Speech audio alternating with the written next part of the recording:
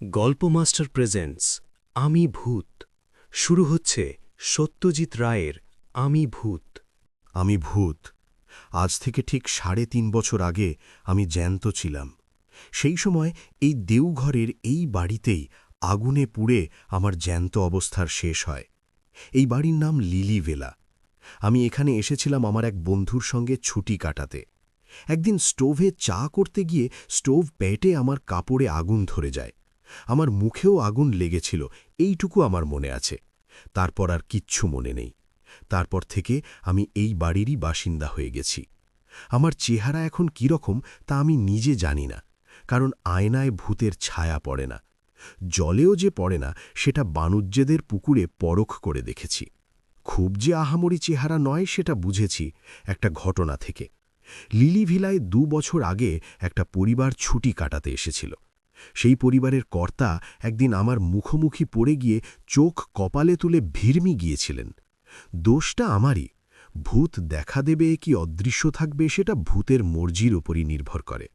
আমি অদৃশ্য থাকতে চেয়েছিলাম, কিন্তু অন্যমনস্কতার ফলে ভুল করে দেখা দিয়ে ফেলেছিলাম। এই ঘটনার পরে বুঝতে পেরেছিলাম যে আগুনে পুড়ে শরীর আর মুখের যে অবস্থা হয়েছিল, ভূত হয়েও সেই অবস্থাটাই রয়ে গেছে। এই ভিড়মি দেবার ঘটনার পর থেকেই এ বাড়িতে আর কেউ আসে না, কারণ হানাবাড়ি বলে এটার একটা বদনাম রটে গেছে। আমার পক্ষে এটা লোকসান, কারণ বাড়িতে জ্যান্ত লোকজন থাকলে আমার বেশ ভালোই লাগে। না হলে তো সেই একা একা দিন কাটানো। ভূত এ তল্লাটে আরও অনেক আছে, কিন্তু এ বাড়িতে তো নেই, কারণ এখানে আর কেউ কখনো অপঘাতে মরেনি। শহরের অন্য জায়গায় যে ভূত আছে তাদের সকলকে আমার পছন্দ নয়। কয়েকজন তো রীতিমতো মন্দ, যেমন নস্করদা। বাহ, ভীম নস্করের ভূত। ওর মতো কুচক্রী ফন্দিবাজ ভূত দুনিয়ায় দুটো হয় না। এই দেওঘরে কিছুদিন আগে লক্ষণ ত্রিপাঠী বলে এক পোস্টমাস্টার ছিলেন। লক্ষণের সঙ্গে সাপে নেউলে সম্পর্ক ছিল স্টেট ব্যাংকের কর্মচারী কান্তিভাই দুবের। এক সন্ধ্যায় লক্ষণ ত্রিপাঠী পোস্ট অফিস থেকে বাড়ি ফিরছেন। সাবাবুডের বাড়ি পেরিয়ে মাঠটার কাছে আসতেই ভীম নস্করের ভূত করল কি, ঝপ করে একটা তেঁতুল গাছ থেকে নেমে ত্রিপাঠী মশায়ের ঘাড়টা মোটকে দিল। তারপর সে কি হই হুল্লোড়! থানা, দারোগা, কোর্ট কাচারি, মামলা মোকদ্দমা সব শেষে ফাঁসি পর্যন্ত। কার ফাঁসি? লক্ষণ ত্রিপাঠীর দুশ্মন কান্তিভাই দুবের। যে খুনটা করল ভীম নস্করের ভূত, ঘটনাচক্রে সেই খুনের জন্য দায়ী হল কান্তিভাই দুবের। এই উদর বোঝা যে বুধর ঘাড়ে চাপবে সেটা জেনে শুনেই নস্করের ভূত করেছিল কাণ্ডটা। আমি বাধা দিয়ে নস্করদাকে বললাম যে তুমি কাজটা ভালো করনি। ভূত হয়েছ বলেই যে জ্যান্ত মানুষের অপকার করতে হবে এমন তো কোনো কথা নেই। তুমি তোমার রাজ্যে তোমার ধান্দা নিয়ে থাকো, আর জ্যান্তরা থাকুক তাদের ধান্দা নিয়ে। দুই জগতে ঠোকাঠুকি হলেই যত অনাসৃষ্টি। আমি নিজে সজ্ঞানে কোনো জ্যান্ত মানুষের অনিষ্ট করতে যাইনি। বিশেষ করে যেদিন থেকে বুঝেছি যে আমার চেহারাটা মানুষের মনে আতঙ্ক জাগায়, সেদিন থেকে আমি একদম সাবধান। লিলিভেলার পিছনে আম কাঁঠাল বনের এক পাশে একটা পুরনো ভাঙা মালির ঘর আছে। সেইখানেই আমি পড়ে থাকি বেশিরভাগত সময়। অবশ্যই লিলিভেলা এখন অনেক দিন থেকেই খালি, কিন্তু কাছেই চৌধুরী বাড়ি থেকে ছেলেরা এখানে লুকোচুরি খেলতে আসে। আশ্চর্য, এই ছেলেগুলোর একদম ভূতের ভয় নেই, কিংবা হয়তো ভূত আছে জেনেই তারা এখানে আসে। যাই হোক, সেই সময়টা আমাকে একদম অদৃশ্য থাকতে হয়। বড়রাই যদি আমাকে দেখে ভিড়মি যায়, তাহলে ছোটদের কি অবস্থা হবে ভাবতো? না, ওসবের মধ্যে আমি নেই। তবে এটাও ঠিক যে ভূতদেরও একা একা লাগে। আমারই একটা গলতির জন্য লিলিভিলা এখন হানাবাড়ি, তাই এখানে কেউ এসে থাকতে চায় না। আর আমিও জ্যান্ত মানুষের গলার আওয়াজ, তাদের চলাফেরা, কাজকর্ম, হাসি তামাশার শব্দ কিছুই পাই না। তাই মনটা এক এক সময় হু হু করে ওঠে। জ্যান্তরা যদি জানত যে ভূতরা তাদের সান্নিধ্য কত পছন্দ করে, তাহলে কি তারা ভূতকে এত ভয় পেত? কক্ষণই না। কিন্তু লিলিভিলাতেও শেষ পর্যন্ত লোক এসে হাজির হল। একদিন সকালে একটা সাইকেল রিকশার হর্ন শুনে ঘর থেকে গলা বাড়িয়ে দেখি রিকশা থেকে মাল নামছে। কজন লোক? ২ জন। একজন বাবু আর একটি চাকর। তাই সই, বেশি লোকের দরকার নেই আমার। নাই মামার চেয়ে কানা মামা ভালো। ভূতরা দূর থেকেই খুব স্পষ্ট দেখতে পায়। তাই বলছি, বাবুটির বয়স বছর ৫০-এর কাছাকাছি। বেঁটে, মাথায় টাক, খোঁচা খোঁচা গোঁফ, ঘন ভ্রু আর ভ্রুকুটি করা চোখ। বাড়িতে ঢুকেই চাকরটিকে বাবু বললেন, সব দেখে শুনে বুঝে নাও, আধ ঘন্টার মধ্যে আমার চা চাই, তারপর আমি কাজে বসব। এই কথাগুলো অবশ্যই আমি মালির ঘর থেকেই শুনতে পেলাম। আমরা যেমন দেখি বেশি, তেমনি শুনিও বেশি। আমাদের চোখ কান দুটোই যেন দূরবীনের মতো কাজ করে। চাকর আধ ঘন্টার মধ্যেই বাবুকে চা বিস্কুট এনে দিল। বাবু তখন বাগানের দিকের ঘরটায় তার বাক্স খুলে জিনিসপত্র বার করে গুছিয়ে রাখছেন। জানলার সামনে একটা টেবিল চেয়ার, তার উপর দোয়াত, কলম, কাগজ সব রাখা হয়েছে। ইনি তাহলে লেখক? খুব নামকরা লেখক কি? হ্যাঁ, তাই। ভদ্রলোক আসার ঘণ্টাখানেকের মধ্যেই দেওঘরের জনা ৮ জন বাঙালি এসে হাজির হল লিলি ভিলাতে। তখনই জানলাম ভদ্রলোকের নাম নারায়ণ শর্মা। আসল নাম না ছদ্ম জানি না, তবে এই নামেই সকলে তাকে ডাকে।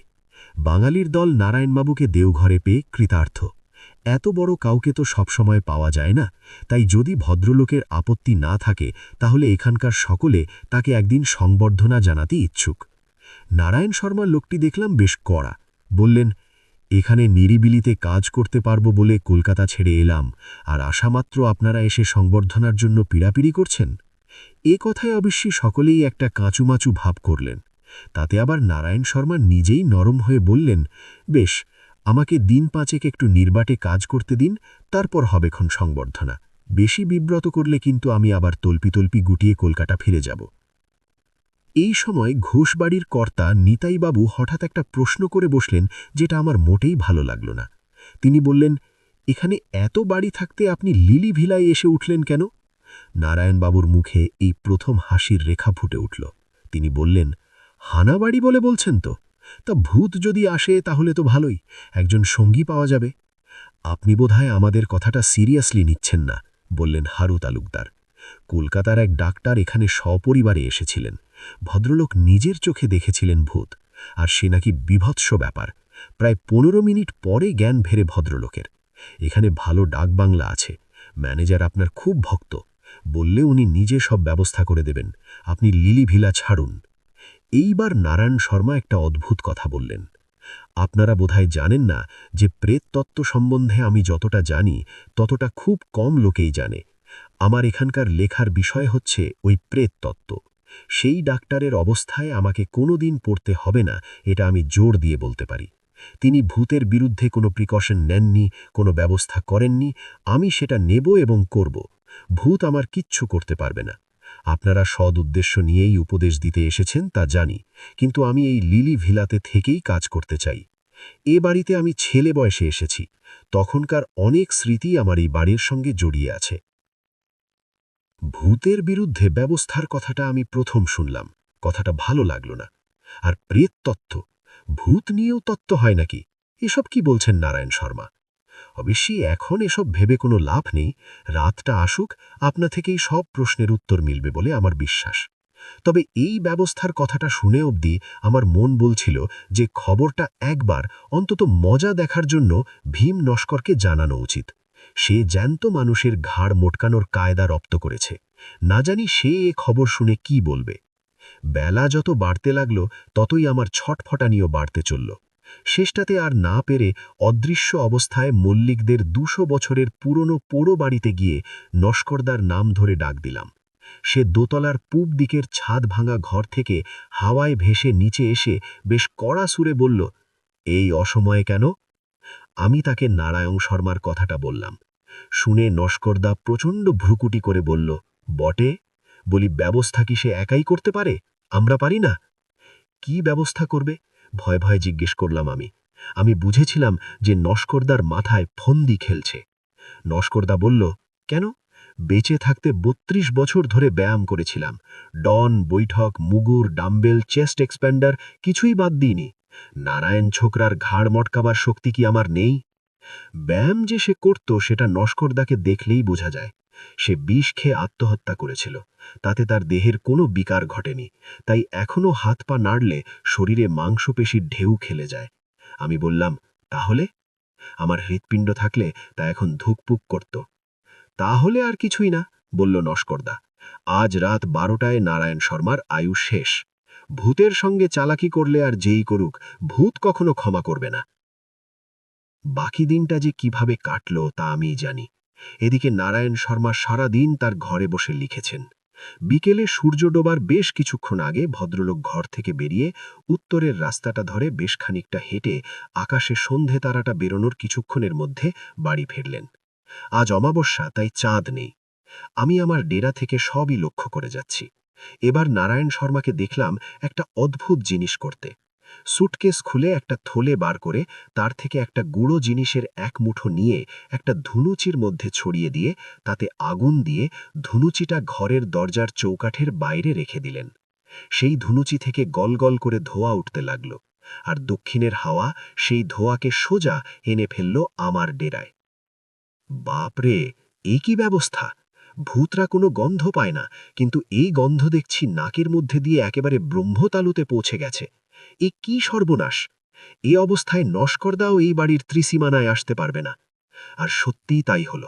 মাঝরাত্রির নাগাদ আমার ঘরের পিছনের পাঁচিলের ওদিক থেকে চাপা গোঙানি শুনলাম। সুধন্য, ও সুধন্য। সুধন্য আমার নাম। বাইরে বেরিয়ে দেখি রাস্তার ধারে ঘাসের উপর নাক টিপে বসে আছে ভীম নস্কর।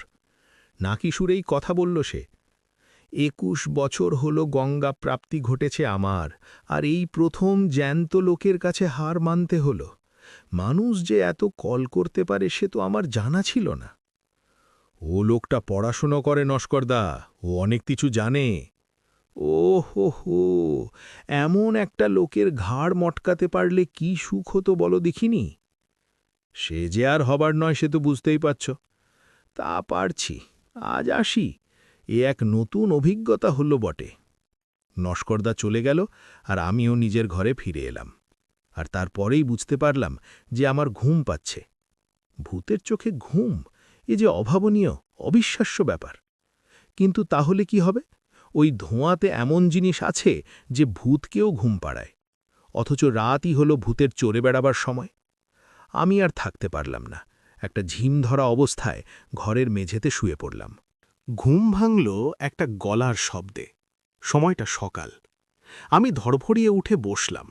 বসেই সামনে তাকিয়ে চক্ষু স্থির। ইনি যে নারায়ণ শর্মা সেটা বুঝতে পারছি, কিন্তু এর এমন দশা হল কি করে? নারায়ণ শর্মাই আমার প্রশ্নের জবাব দিলেন। চাকরটা ঘুম থেকে উঠেনি দেখে স্টোভ জ্বালিয়ে চা করতে গেছলুম। স্টোভটা বাস্ট করে। ওরা বোধহয় ওদিকে আমার মৃতদেহের সংস্কারের ব্যবস্থা করছে। আমি একটা ডেরা খুঁজছিলুম, তখন এই ঘরটা দেখতে পাই। এখানে আরেকজনের ঠাঁই হবে কি? আমি অত্যন্ত খুশি হয়ে বললাম, নিশ্চয়ই হবে। যাক, দুই মুখ পোড়ায় জমবে ভালো।